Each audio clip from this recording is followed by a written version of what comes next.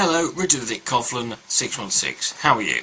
I'm fine, thank you. Today I'm going to be doing something that I've never done before, and to be honest, it's something that when I see other people doing it in the other videos, I find it a bit cringeworthy and a little bit arrogant. But I'm going to be making a video today directed at my very own government. Do I think they will see this? No. If they do I think they'll really care? Probably not.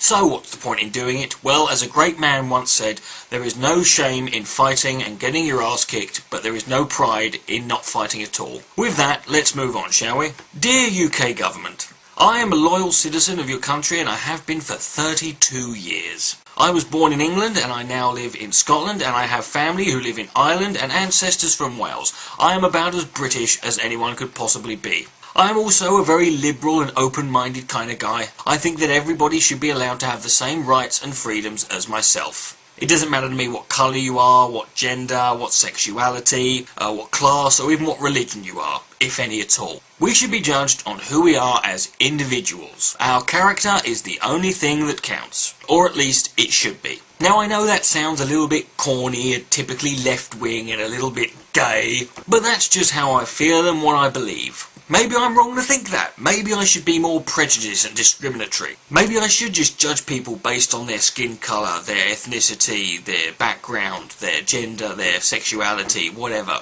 And maybe if I and everyone else did that, then maybe the world would be a happier, better place. Maybe. But I personally think that's a load of sweaty old big giraffe lesbian mammoth bollocks. And I think that anybody who thinks that is at best deluded, and at worst a bigoted, narrow-minded wanker. But that's only my opinion, and whether you agree with it or not, I'm sure you believe I should have the right to express that, as I do you. Freely, and in any forum whatsoever that is suitable and appropriate. You see, everybody is always concerned about their freedom. Freedom to say things, freedom to do things, believe things, have things, know certain things, and to not have certain things about them known to everyone else. We all want to be as free as we can possibly be. And there are many different opinions out there as to what the ingredients of freedom actually are, or at least what the main ingredient of freedom is. Is it liberty, justice, individuality, equality? I think the most important factor in freedom is choice. Giving people choices, as many choices as possible, and allowing them to make them.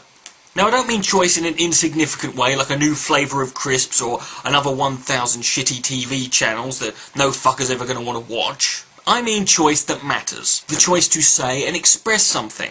Your opinions, your beliefs, your ideas. To be heard. But what is equally, if not more important to freedom, is to be able to hear what other people have to say. And if you don't like what you hear, then you can walk away. Or you can turn around and tell them what you think about what they have to say. Last year I made a video called A Lesson in Respect. I'll leave a link to that below. It was about a news story concerning a group of radical Islamists called Muslims Against Crusades. They decided to burn a large effigy of a poppy in a public place on Remembrance Sunday. Now this incident obviously caused a lot of fuss within the media and within the political system, and it was exacerbated more by the presence of several EDL members, some of whom were arrested for assault. Muslims Against Crusaders were eventually charged under the Public Disorder Act and had to pay a small fine. Now Muslims Against Crusades actually emerged from the ashes of another group called Islam for UK. Islam for UK is fronted by well-known Muslim Looney Tune Anjem Choudary. Now Islam for UK no longer exists in this country. It was officially made illegal in January of 2010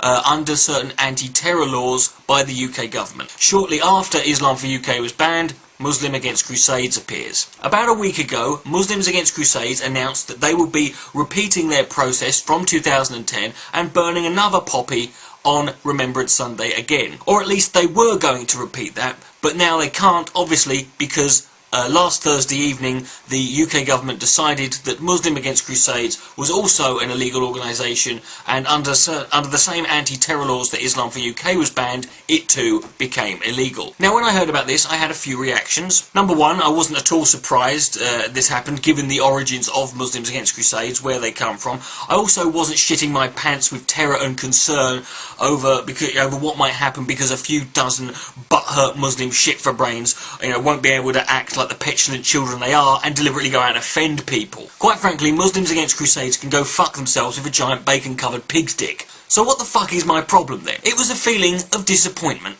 Not in myself, or even in Muslims Against Crusades. It was in my very own government. my government had let me down. And everyone else in the country. How? Because they were treating me like a child. Not a 32-year-old man, a responsible citizen, not a British taxpayer, but a child who needs to be sheltered and protected from the dangers of this world, because I won't be able to handle it. I can't be trusted. I won't be able to deal with it. That is what pissed me off. I don't want my government acting like Super Nanny. That's not your job. I can think for myself. I can act responsibly, and I can deal with the harshness of reality. In 32 years, I have faced a lot of life's brutality, and so far, I haven't killed or raped anyone. Yet. I understand that Muslims Against Crusade and Islam for UK were banned under anti-terror laws, but personally, I find the whole thing to be a little bit convenient. Muslims Against Crusade announced they're going to burn a poppy. Suddenly, you notice there's all these anti-terror laws that need to be applied to them. More to the point, name me one group or political organisation that doesn't have some tenuous link to another terrorist organisation or a terrorist in general. Why have Muslims Against Crusade been banned, but the EDL, who have had links to the Jewish Task Force, Combat 18 and Anders Breivik, are still allowed to carry on protesting? Nick Griffin has links to Colonel Gaddafi, the KKK and Combat 18, and the BNP haven't been banned. Hell, I bet you could find any political group and do a 6 Degrees of Kevin Bacon style game and link them to a terrorist. What makes Muslims Against Crusades and Islam for UK any more dangerous? Do you think that this group that has less members than NAMBLA, the Westboro Baptist Church and the Brett Keane fan club are honestly a threat or a genuine terrorist threat in the UK? Now, I know I'm probably going to get people saying that I'm just sticking up for Islam or being an Islamic apologist again. But let me remind everybody of what happened earlier this year when an American pastor, fundamentalist Christian called Terry Jones, burnt a Quran. When there were calls for him to be banned from doing that, I saw dozens and dozens of videos of people defending his First Amendment rights to do that. Like Terry Jones, Muslims Against Crusade are an insignificant bunch of attention whores looking to piss off as many people as they possibly can. And they've done it quite a few times, to be fair. And in the 18 months that Muslims Against Crusades have been around pissing people off, guess what's happened? Everybody hates them and wants them to fuck off and die. Nobody is falling for it. By banning them, all the government has done is A, made it look like we're scared of them, and B, give them the martyr status they so desperately crave. Why do you think people like them always want to ban everything? It's because the ideas they have can't stand under scrutiny. We don't need to ban things because the ideas and values we have can. When you ban something, you simply serve to validate its position. And if you're sat there thinking, fuck Muslims Against Crusades' freedom of speech, they don't deserve the right to spout their bile and bullshit. I will say to you that rights are not things that we earn over time, we are granted them as citizens of this country. Also, we do not suddenly have them taken away or have them restricted because a lot of people don't like what we're going to say. We all have the same rights as each other. The fact that some people abuse those rights is irrelevant. Also, keep in mind that one day somebody in power might listen to you, hear what you've got to say and decide that what you're saying is disgusting and filthy and should not be heard. That it's offensive. And they might even take away your right to say it. And if they do, will you happily turn around and go, yeah, fuck my rights. I don't deserve the right to stand here and spout my offensive bile and bullshit. Will you do that? I don't think so. You don't need to be scared of Muslims Against Crusades. I'm not, and I'm not in the slightest bit worried they will ever convince any amount of people to join their cause. Primarily for this reason. No beer, no bacon, no sex. That ain't gonna convince no fucker.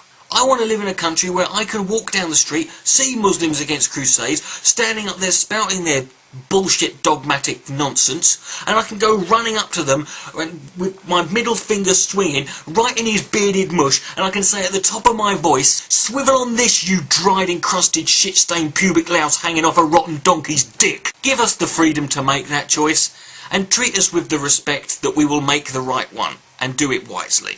That's all I have to say. Richard the Dick Coughlin, 616. Good night, may God be less. Oh, and the guy who made the quote I said at the beginning, it was the